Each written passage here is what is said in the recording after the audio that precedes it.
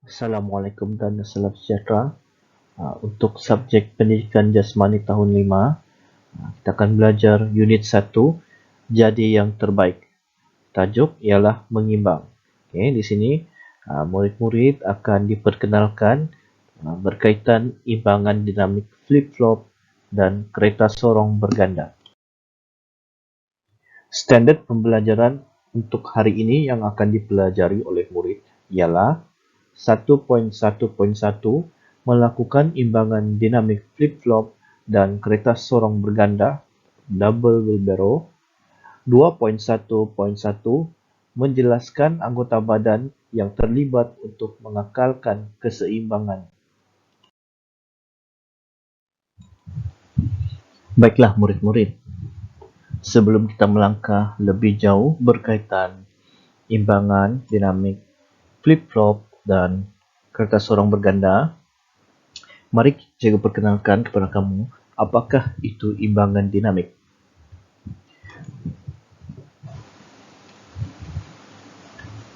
Okey, imbangan dinamik ialah kebolehan mengekalkan keseimbangan ketika pusat graviti berubah.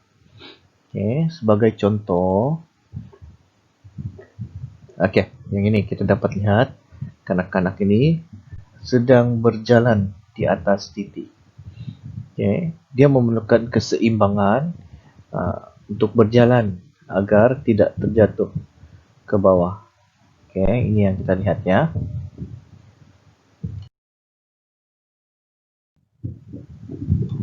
Baiklah. Di sini kita dapat lihat ada dua jenis imbangan yang kita pelajari, yaitu kereta sorong berganda dan flip-flop. Okay. Ini adalah gambar rajah bagaimana kemahiran untuk kereta sorong berganda, bagaimana cara untuk kita melaksanakan aktiviti. Okay. Begitu juga dengan flip-flop. Selepas ini cikgu akan tunjukkan kepada kamu video cara untuk melaksanakan aktiviti ini. Untuk rujukan, murid-murid boleh juga melihat buku teks digital yang telah kamu download, muka surat 2. Di situ ada menerangkan berkaitan dengan aktiviti kereta sorong berganda dan flip-flop yang ini flip-flop.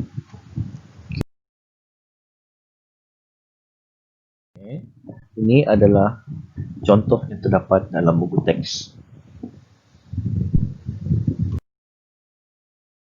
Bagaimana kereta sorong berganda dilakukan?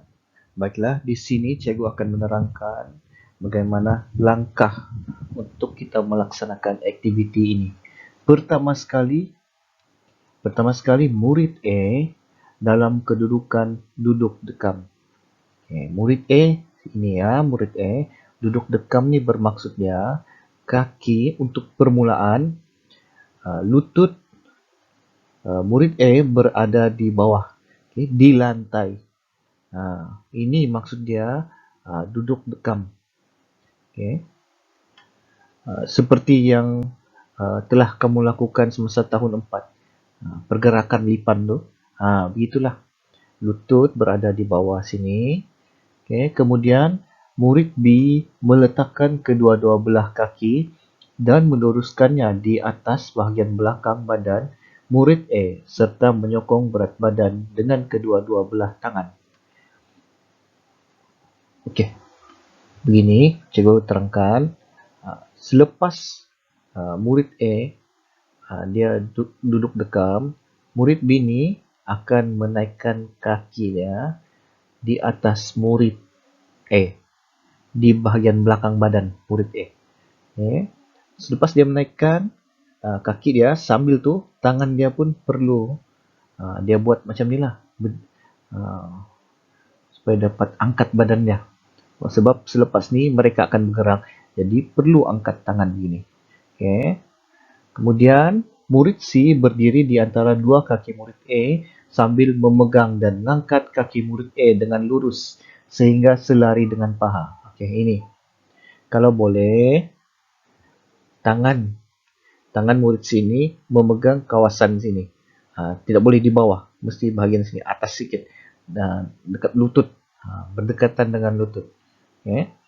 Kemudian, kereta sorong berganda bergerak ke hadapan dengan dua tangan murid A dan B bergerak mengikut giliran kiri dan kanan bersama-sama. Maksud dia, untuk bergerak, murid A dan B perlu menggunakan tangan yang sama untuk bergerak. Maksud dia, kalau murid A menggunakan tangan kanan, murid B juga perlu menggunakan tangan kanan secara serentak, bagi memudahkan pergerakan.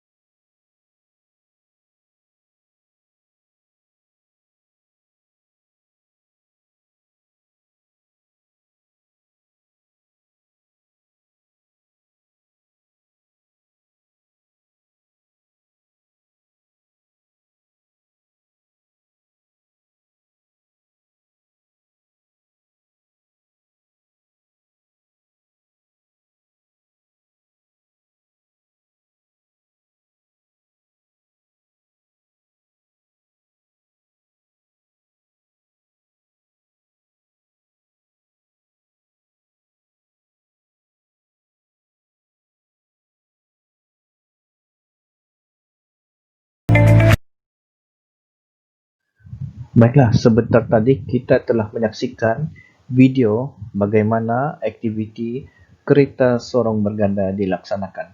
Seterusnya kita akan masuk kepada bagaimana flip-flop dilakukan. Okay. Pertama, berada dalam kedudukan tekan tubi. Tekan tubi begini.